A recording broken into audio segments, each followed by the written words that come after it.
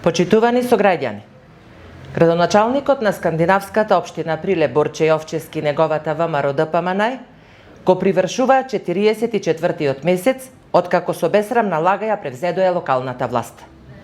Велиме бесрамна лага, бидејќи кога некој нема да реализира ниту едно изборно ветување, како што тоа го направија Јовчевски и ДПМН, тогаш нивното владење не може да се дефинира никако поинаку.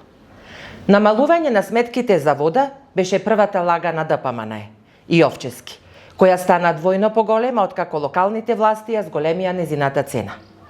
Ништо небитно од бесплатниот оброк за учениците до 4-то одделение, новите градинки за 500 деца, ниту од бесплатните униформи за децата од социјално загрозените семејства. Нема кружни текови кај новата автобуска станица, мостот Табана и градската кафеана. Нема катна гаража помеѓу општината и поштата. Нема 10 нови комбиња за градскиот превоз. Мртво слово на хартија останаа ветените реконструкции на плоштадот Александрија и арт плоштадот, како и амфитеатарот во Варош.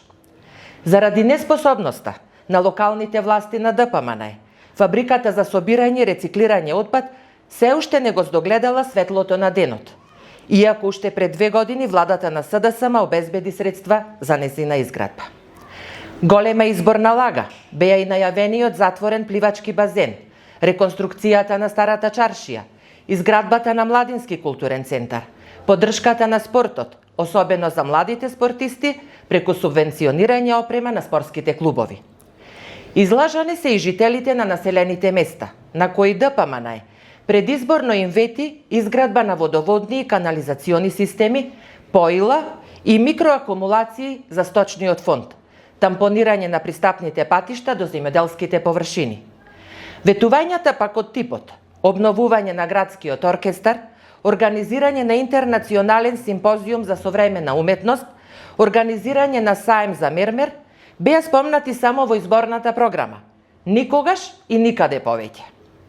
За жителите на градот и населените места, реалноста е диаметрално спротивна од предизборната листа на желби на Борче Јовчевски и ВМРО ДПМН. Граѓаните плаќаат повисоки сметки за вода, комунални услуги, паркинг и градски превоз, но и покрај тоа јавните предпријатија се дават во долгови. Улиците се изрешетани со дупки како кратери.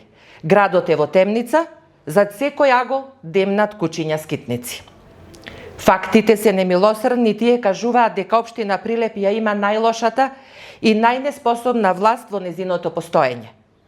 Ако после 4 годишното катастрофално владење на ДПМН нешто може да им послужи како утеха, тоа е дека нивниот кандидат за градоначалник за предстојните локални избори нема да мора да пишува нова програма. Доволно ќе биде само да ја препише истата од Борче Јовчевски, која е целосна нова и неотпакована. Ви благодарам.